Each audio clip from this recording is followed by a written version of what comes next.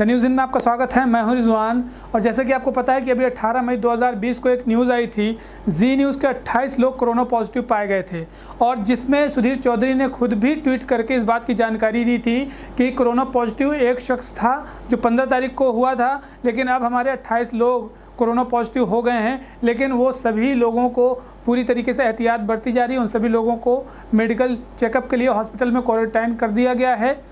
अब मैं आपको कुछ ऐसे तथ्य बताऊंगा आज,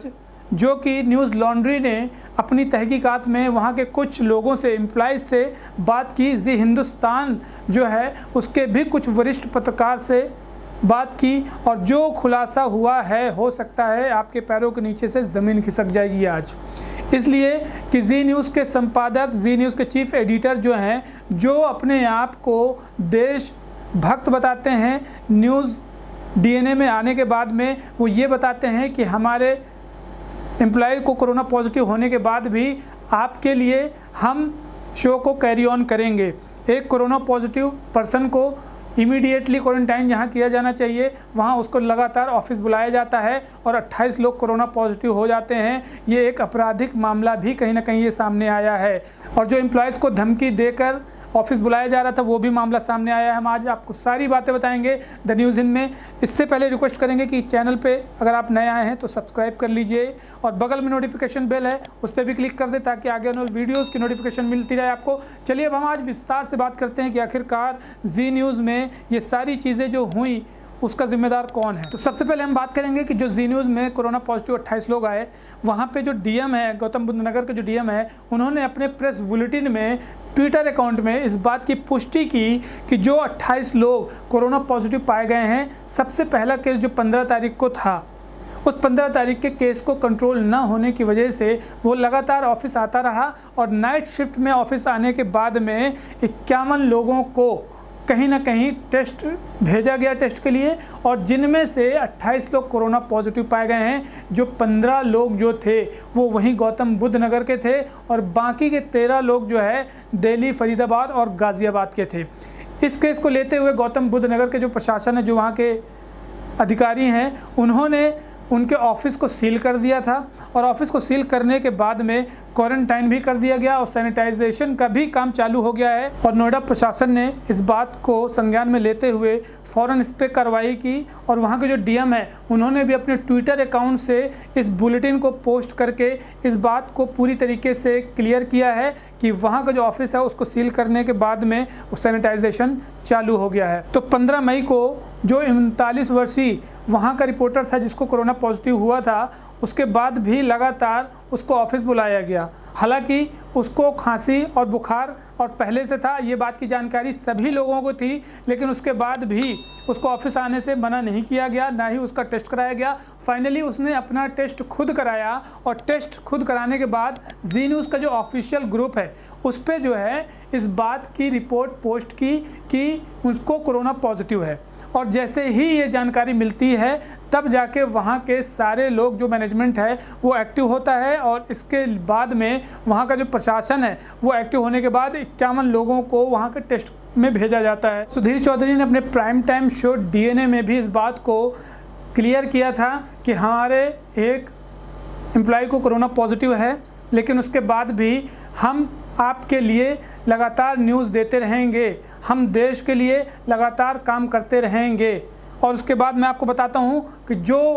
न्यूज़ पे सामने इतनी ज़्यादा मानवीयता और इतना ज़्यादा देशभक्ति दिखा रहे हैं सुधीर चौधरी, उनका असली चेहरा क्या है, मैनेजमेंट के प्रति उनका चेहरा क्या है, और मैनेजमेंट के साथ साथ एम्प्लॉयज़ के प्रति उनका चेहरा क्या है, मैं आपको यहाँ पे दिखाऊंगा। और मैं आपको बता दूँ ये सारी रिपोर्ट और सारी इन्फॉर्मेशन जो है न्यूज़ लॉन्ड्री ने कलेक्ट की है। वहाँ का जो मैनेजमेंट था और जो वहाँ के जो डीएम थे, उन सारे लोगों से मिल के बैठ के इन्फॉर्मेशन ली गई। हालाँकि सुधीर चौधरी को फ़ोन किया तो सुधीर चौधरी का फ़ोन स्विच ऑफ था। उनके जो HR पर्सन हैं न्यूज़ लॉन्ड्री ने उनको भी मेल किया, उनका कोई रिप्लाई नहीं आया, और उनको कॉल किया तो उनका कॉल भी पिक नहीं हुआ था। अब मैं आपको बता दूं कि जो न्यूज़ लॉन्ड्री है उन्होंने वहाँ के कुछ एम्प्लॉयज़ से बात की, तो वहाँ के एम्प्लॉयज़ का जो कहना था वो आप सुनिए क्या था। जो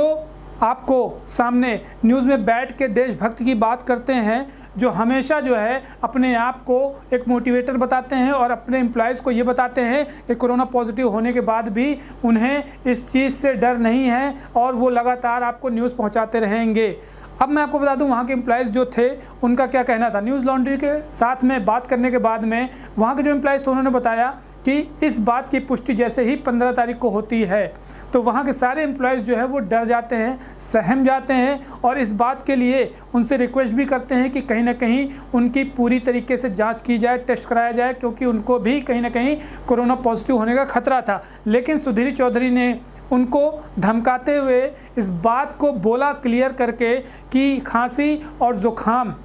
और बुखार की किसी भी तरीके की कंप्लेन नहीं होना चाहिए। मतलब आपको खांसी जुकाम बुखार नहीं आना चाहिए, क्योंकि खांसी जुकाम बुखार आ गया तो वो ठीक हो जाएगा, लेकिन आगे आने वाले वक्त में बाकी चीज़ें ठीक नहीं हो पाएंगी। मीन्स साफ साफ सुधीर चौधरी का कहना यहाँ पे अपने एम्प्लॉय से ये है कि अगर आप ऑफिस नहीं आते हैं खांसी जुकाम बुखार में भी, तो भी कहीं ना कहीं आपकी नौकरी के लिए खतरा है। इस तरह से देखते हुए लोगों को कहीं ना कहीं नौकरी का भी खतरा था और संक्रमण होने का भी खतरा था। अब ये चीज़ सारी सामने आने के बाद कहीं ना कहीं एक आपराधिक मामला भी सामने आता है कि आपको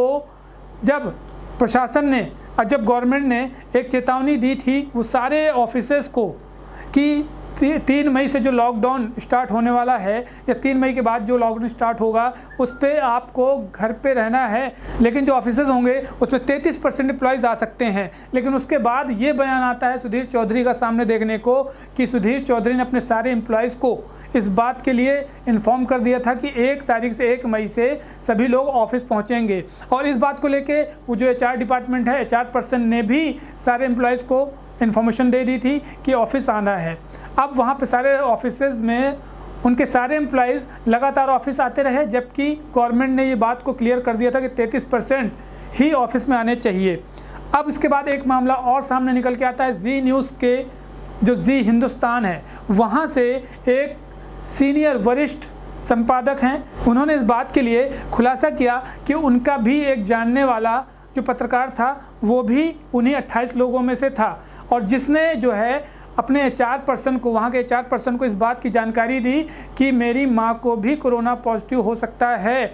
क्योंकि मैं अपनी माँ के साथ अकेले रहता हूँ और उनको भी कहीं ना कहीं इस चीज़ का खतरा है, तो उनका भी टेस्ट कराया जाए और उनकी देखभाल की जिम्मेदारी भी कंपनी को कहीं ना कहीं लेनी चाहिए। उनके HR पर्सन का जवाब सीधा सा जाता है कि ये जिम्मेदारी आपकी है, ये काम आपका है। अब यहाँ पर बात ये निकल के आती है कि जो जी न्यूज़ के खुद के एम्प्लॉय हैं उनका टेस्ट वो जाके खुद करा रहे हैं अपने पैसों से, और अपना इलाज भी खुद करा रहे हैं, और उसके बाद उनके घर में जो संक्रमित हैं उनको भी टेस्ट के लिए वो एम्प्लॉयज़ खुद ही जाएं। और मैं आपको बता दूं कि ट्विटर में सुधीर चौधरी ने पोस्ट भी किया था, बात को DNA में भी क्लियर किया था, बताया था कि जो लोग संक्रमण के बाद भी, संक्रमित होने के बाद भी आ रहे हैं और अपनी जिम्मेदारी निभा रहे हैं, वो कहीं ना कहीं आपके लिए आ रहे हैं और उनके अंदर देशभक्ति है और कहीं ना कहीं वो एक प्रोफेशनल हैं और वो पूरी तरीके से समर्पित हैं आपके लिए। तो इस तरह की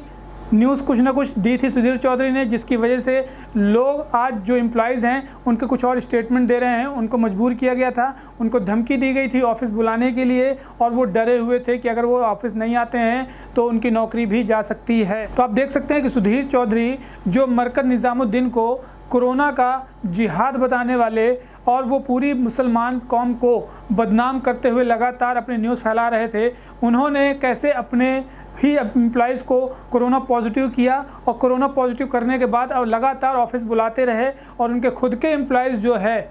इस चीज़ को बयान कर रहे हैं। हालांकि उनके एम्प्लॉयज़ का न्यूज़ लॉन्ड्री ने नाम किसी भी तरीके से डिस्क्लोज़ नहीं किया है, इसलिए कि ये पूरी चीज़ें मना की गई थी और पूरी चीज़ों को गोपनीय रखे जाने की बात पहले हो चुकी थी। तो आप देख सकते हैं, आप डिसाइड कर सकते हैं कि किस तरह से जी न्यूज़ ने और सुधीर चौधरी ने, उनके मैनेजमेंट ने अपने एम्प्लॉयज़ को खतरे में डाल दिया, और किस तरह से उन्होंने कोरोना पॉजिटिव केस को भी बहुत ही ज़्यादा सीरियस नहीं लिया और लगातार उनके एम्प्लॉयज़ जो है काम करते रहे, जिसकी वजह से आज ये खतरा लगातार बढ़ता जा रहा है। और हो सकता है जिन 51 लोगों को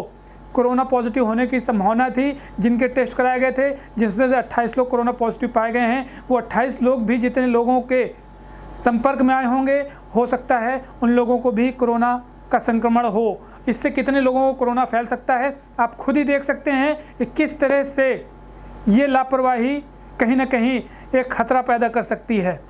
तो हमारे पास आज जो इन्फॉर्मेशन थी द न्यूज़ इन के माध्यम से हमने आपको दी। इसके बाद आप भी अपनी राय और कमेंट हमें नीचे दें और वीडियो को लाइक करना ना भूलें। तो चैनल को सब्सक्राइब कर लें अगर सब्सक्राइब नहीं किया अभी तक तो। बाकी आगे आने वाले वीडियोस की अपडेट आपको मिलती रहे इसके लिए नोटिफिकेशन बेल भी क्लिक कर दें। चलिए मैं आपको मिलता हूँ अगली वीडियो में, तब तक के लिए ध्यान रखें अपना, टेक केयर, जय हिंद।